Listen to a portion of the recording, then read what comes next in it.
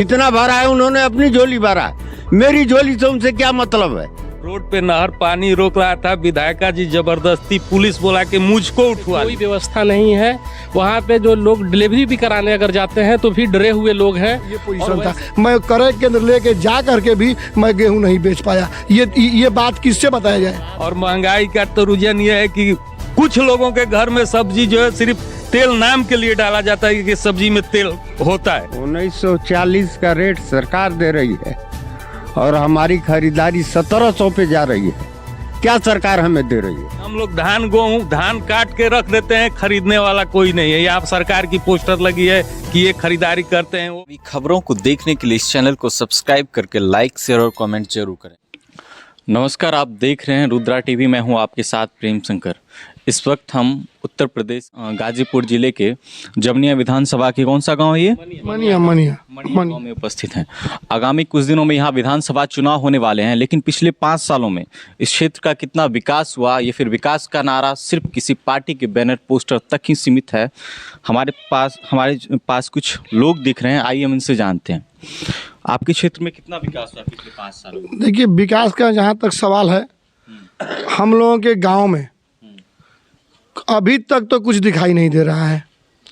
इसलिए कि हमारे गांव में पहला मूल समस्या है पानी का, जो कि पूरब से लेके पश्चिम से लेके उत्तर से लेके दक्षिण तक हमारे गांव की जितनी पानी गिर रही हैं, किसी न किसी की काश्तकारी में गिर रही हैं। और जल निकासी की समस्या है। हाँ, बहुत ज़बरदस्त समस्या है। दूसरी बात है, अभी तक हमारे गांव को एक डेरा बोला जाता है, वहाँ हरिजन बस्ती है और वहाँ 1-2 मंदिर भी है। और अभी तक हम लोगों का जोड़ने का सड़क में अभी भी पानी लगा हुआ है, 1 फीट की में अभी भी पानी लगा हुआ है और अभी भी हम लोग उधर जा नहीं सकते। हम लोगों को किसानी भी करना होता है, ट्रैक्टर लेकर जाके जोतना होता है। तो पालनपुर होते हुए गांव है, हम लोगों से करीब करीब घूम के आने पे 6 किलोमीटर पड़ता है। तो हम लोग रमसल्ला डेरा पर पहुँचते हैं। अभी तक ना हम लोगों का कोई रास्ता बना और ना ही जो है कोई पानी की जल निकासी का समस्या हुआ। और तो सर बहुत कुछ मुद्दे हैं, मगर कुछ नहीं हुआ। अभी भदौरा से मनिया वाला जो रोड आ रहा था वो आकर के सेवराई ही रुक गया। मतलब जल निकासी की समस्या है, जल निकासी की समस्या है और रास्ते की भी समस्या है। सड़क अच्छी नहीं है। सड़क अभी अच्छी नहीं है।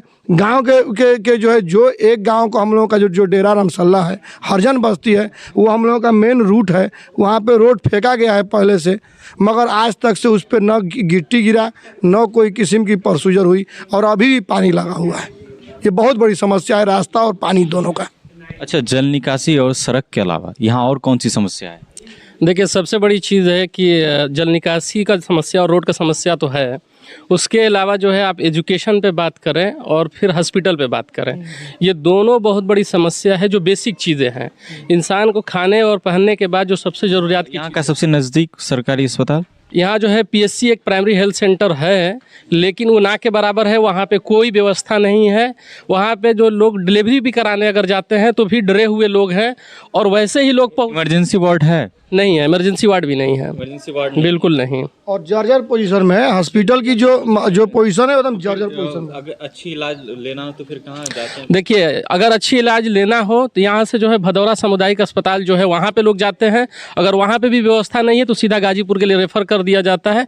तब जाकर के लोगों को संतुष्टि होता है। सुनने में आया कि भदौरा में भी इमरजेंसी वार्ड नहीं है। इमरजेंसी वार्ड भदौरा में भी नहीं है, वहाँ से रेफर कर दिया जाता है गाजीपुर जिला सदर अस्पताल के लिए। कुछ हो तो डायरेक्ट गाजीपुर ही जाना पड़ता है। अगर जो है उसके पास टाइम है 10 मिनट 20 मिनट आधा घंटा, अगर इमरजेंसी पीरियड में है तो यहाँ पे लोग कोशिश यही करते हैं कि सीधा उसको गाजीपुर सदर अस्पताल लेकर के जाएं, जहाँ उसको सही सुविधा मिल सके। और रोड की जो हालत है, रोड की हालत पिछले 4 सालों में सिर्फ दिखावा हुआ है, रोडों पे काम कुछ नहीं हुआ है। अब जा कर के कहीं गिट्टी कहीं बालू कुछ फेंक दिया गया है। आप यहीं पे देखिए, जो रमसल्ला डेरा की बात कर रहे थे, उसके आगे जो है रामपुर कनवा जो है डिग्री कॉलेज खुला है, वहाँ पे कितनी बच्चियाँ और बच्चे जो है पढ़ने जाते हैं। लेकिन सड़क का ये हाल है कि अगर बारिश हो जाता है तो लोग नहीं जा सकते हैं, पैदल भी जाना मुश्किल है इस रास्ते से।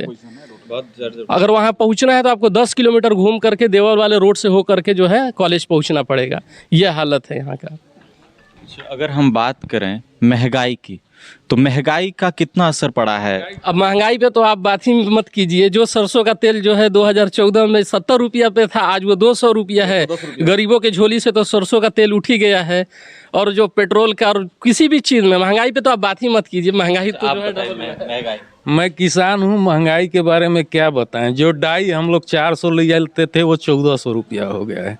जो यूरिया हम लोग 150 से 200 रुपया बोरी लेते थे वो 450 रुपया बोरी हो गया है, और वो भी 45 किलो। और महंगाई का तो रुझान ये है कि कुछ लोगों के घर में सब्जी जो है सिर्फ तेल नाम के लिए डाला जाता है कि सब्जी में तेल होता है।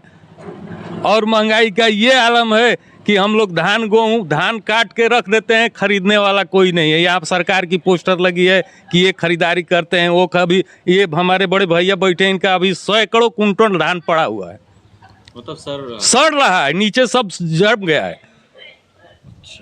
मतलब किसानों की भी स्थिति दयनीय हो गई है। स्थिति इतनी दयनीय है कि हम लोग किसान हैं, धान पैदा कर देते हैं अधिया बटैया पेस्की लेके, या मान लीजिए अपना जिससे जो भी पैदा होता है लोग क्रय केंद्र खोल देते हैं, टाइम से बोड़ा नहीं देते हैं, ना खरीदारी करते हैं। किसान इतने परेशान हो जाते हैं कि जिसका कोई हिसाब नहीं है। व्यवस्था गवर्नमेंट की कर रही है तो यहाँ लोग नहीं सही, जो उनके कर्मचारी नहीं कर रहे हैं। और किसान जाए तो कहाँ जाए, बड़ी समस्या है। किसी तरह इंसान जी रहा है। विधायिका जी इस गांव में सिर्फ एक बार आई हैं। मैं विधायिका जी, मैं खुद नहर के पानी के लिए, मैं किसान हूं, रोड पे नहर पानी रोक रहा था, विधायिका जी जबरदस्ती पुलिस बोला के मुझको उठवा ली। ये लोग गवाह हैं, मुझको पुलिस उठा के ले गई। मैं एक किसान अपने खेत सिंचाई करने के लिए नहर डिपार्ट से पानी मांग रहा था, उसके एवज में विधायिका जी ने हमको पुलिस से उठवा ली। तो विधायिका जी का बात ही बेकार है। अभी हमारे खेत में चलिए, आप सर्वे कीजिए, चना और राहिला तैयार है, और साढ़ जो है सुबह 10 ठो, शाम को 10 ठो, वही हाँकना हम लोगों का ड्यूटी है। कबीली फर रहा है और साढ़ हम हाँक रहे हैं, यही हमारा ड्यूटी है, यही हमारा रोजगार है। इससे पहले विधायक कौन थे? ओम प्रकाश जी। ओम प्रकाश जी ने इस क्षेत्र के लिए क्या क्या किया है? नहीं, ओम प्रकाश जी ने तो देखिए, जहाँ तक बात है तो उन्होंने बहुत ज़्यादा राजनीति की है हम लोगों के क्षेत्र में। वो एक बार सांसद भी रहे हैं, 2 बार कैबिनेट। क्या है काम बता रहे हैं ना, काम किए हैं। अगर नहीं काम किए होते, ये हम कैसे कहें कोई काम नहीं किया है, तो ये कहाँ से बिजली और तार लगता है।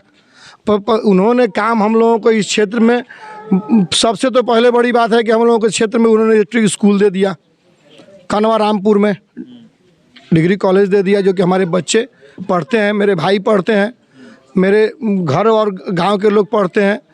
और उसके बाद उन्होंने पावर हाउस दिया, अच्छी बात है। उन्होंने सब जितना रोड फेंकवाए हैं उस दौर में, जो कि पहले पगडंडी रहा करती थी, मंत्री जी के समय में वो रोड फेंका गया। रोड का काम किए, बिजली का काम किए, स्कूल का काम किए। ऐसी बात नहीं कि मंत्री जी ने काम नहीं किया। आप बता। खत्म हो गई उसका किया हुआ, इसका जो है श्रेय बीजेपी सरकार ने लिया। पास उसने कराया, गाजीपुर रोड का शिलान्यास उन्होंने किया, और जब वो सरकार चली गई बीजेपी के शासन में, वो रोड फेंका गया। आज बीजेपी उसका मालिक है, बीजेपी लोना लौट रहा है। मतलब काम मंत्री जी ने किया और क्रेडिट विधायिका जी ने विधायिका जी ने लिया। मंत्री जी, हमारे मंत्री जी ऐतिहासिक काम किए हैं सेवराई को तहसील बनाने के लिए। हम लोगों की पुरखों की ये तमन्ना थी कि हम लोगों का कोई काम होता था तो हम लोग जमानिया जाते थे, सुबह 8 बजे डीएम पकड़ के जाते थे और काम करा के शाम को 5 बजे आते थे। लेकिन वही विधायक जी की मेहरबानी थी कि आज सेवराई तहसील हो गया है, हम लोग पैदल जाके अपना काम करा के आते हैं। भाई घर से रोटी खा के हम जाते हैं और तहसील का काम करते हैं दिन भर, और शाम को घर आते हैं, हमारा 1 रुपया भाड़ा नहीं लगता है। इससे क्या उपलब्धि हमें चाहिए? अगर हम बात करें, क्योंकि सपा ने यहाँ ओम प्रकाश जी को टिकट दिया है और बीजेपी ने सुनीता सिंह को दोबारा दिया है, तो अगर दोनों में बात करें तो कौन सबसे अच्छा है? अगर कंपैरिजन की बात करें तो देखिए, अगर काम के कंपैरिजन पे अगर आप बात करेंगे तो आपके अभी प्रेजेंट के विधायिका जो हैं सुनीता सिंह, इनसे बहुत बेहतर जो है ओम प्रकाश रहे हैं, जो इस क्षेत्र को बहुत कुछ दिए हैं। जैसा भी बताए हैं, यहाँ पे कॉलेज दिए, तहसील दिए, पावर हाउस दिए। ये आप जितने भी ये तारे देख रहे हैं, ये सब जो है सपा सरकार का ही देन है। ठीक है, लेकिन इन 4 सालों में कुछ ऐसा हम लोग को ग्राउंड पे नहीं दिखा है जिसको हम अभी आपके सामने बोल सकें कि विधायिका का ये किया हुआ काम है। मैं ये मानता हूँ कि जो है मंत्री जी 20 साल यहाँ पे जो है विधायक रहे हैं, हो सकता है कि कुछ काम में 100% कोई काम नहीं होता है, हो सकता है कमी बेसी रहा होगा काम में, लेकिन अगर कंपैरिजन करिएगा विधायिका जी से तो इनसे जो है लाख बेहतर है वो। इस गांव जी सदस्य जो है एक परिवार चलाने वाला मालिक सदस्य जो होता है उससे भी नमी और ये होता है, सबका एक सा पूरा नहीं वो कर पाता है। तो वो तो मान लीजिए पूरे जिले को चला रहा है, पूरे अपने विधानसभा को चला रहा है, तो कुछ तो कमी आएगी। ऐसी बात नहीं है कि कमी नहीं आएगी, इसको आप कमी मत कहिए। हाँ, जमनिया में जो मनिया गांव है, इस बार यहाँ से किसका पलड़ा भारी है? सपा, बसपा, बीजेपी? मैं अपने तजुर्बा से जो कह सकता हूँ, अब आइडिया तो नहीं है, इतना ग्राउंड पे हमने सर्वे नहीं किया है, लेकिन पिछले 20 सालों में जो सपा का यहाँ पे वोटिंग रहा है वो सारे रिकॉर्ड इस बार टूट जाएंगे। ये जो है इस बार का ग्राउंड मेरे हिसाब से है। किसका पलड़ा भारी होने वाला है? देखिए अभी के लिहाज के हिसाब से जो देखा जा रहा है, अभी मंत्री जी भारी है। मंत्री जी भारी है। सपा बहुत भारी है, बहुत भारी है, बहुत भारी है, बहुत भारी है। अच्छा, आप बताइए किसका पलड़ा भारी है इस गांव से? किसको विधायक बना सब वही ओम प्रकाश। ओम प्रकाश जी को यहाँ से वोट जाएगा। और एक बात भाई साहब, मैं सुनीता सिंह विधायक जी से पर्सनल रिक्वेस्ट किया था, मनिया पोखरा से मनिया गांव में आने का जो रोड है, जिस रोड से आप आए हैं, बनाया हुआ वो रोड का हालत देखिए, इतना जर्जर है। मैंने पर्सनल रोक के मनिया रोड पर उनसे रिक्वेस्ट किया था कि ये जर्नल रोड है मैडम, इसके बारे में वो आश्वासन दी, सिर्फ आश्वासन दी, उसके बाद कभी ये रोड से वो आई नहीं है कि वो रोड का हालत देखे। इस गांव में किसका पलड़ा भारी? कौन सी पार्टी का? बीजेपी, सपा, बसपा? सपा का। सपा का भारी। हाँ, हाँ। मतलब इस बार किसको जिता रहे हैं आप लोग? मुख्यमंत्री किसको बना रहे हैं? योगी जी आदित्यनाथ या अखिलेश यादव? अखिलेश यादव। हाँ। देखिए, अगर सूबे में सरकार जो है अगर बन रही है तो अखिलेश की सरकार बन रही है, नो डाउट। उसमें जो है अपोजिशन में बीजेपी है, सेकंड नंबर की पार्टी होगी। लेकिन अगर 5 सालों में देखेंगे तो रोजगार, खास करके नौजवान लोगों को, जितने भी, अगर एक बार आप कैमरा घुमा करके पूछिएगा कि कितने लोगों को जो है रोजगार मिला है या रोजगार के लिए जो है बीजेपी सरकार ने क्या किया है। सिर्फ ये कह देने से कि हमने गुंडा, मवाली और बाहुबलियों को जेल के अंदर सलाखों के पीछे डाल दिए, खुद अपने सरकार में गुंडा और मवाली पाल रखे हुए हैं और दूसरे को जो बोलते हैं कि हमने अंदर कर दिया, उससे नहीं होगा। यहाँ पे पेट का सवाल है, रोजगार दीजिए आप और एजुकेशन अच्छा कीजिए, हॉस्पिटल की सुविधा दीजिए, और जितना आसानी से जो है उसको विकास करेंगे, जिस पे जो है आसानी से लोग जो है अपने स्कूल को जाएंगे, कॉलेज को जाएंगे, पढ़ करके जब नौकरी के लिए जाते हैं तो कभी जो है यूपी टेट का परीक्षा रद्द हो जाता है, तो कभी कोई एग्ज़ाम रद्द कर दिया जाता है। स्टूडेंट 1 साल से मेहनत करता है, उसका रिजल्ट क्या आता है? 0। तो रोजगार के नाम पे कुछ नहीं हुआ है, महंगाई तो चरम सीमा पे है। इसलिए जो है पूरा सूबे में सरकार जो है बीजेपी की ख़त्म हो रही है और सपा की सरकार दोबारा आ रही है। जमनिया से मनिया गांव में इस बार कहा जा रहा है कि सपा का पलड़ा भारी है। कल हम फिर किसी और गांव में आपके साथ मिलेंगे, तब तक के लिए नमस्कार।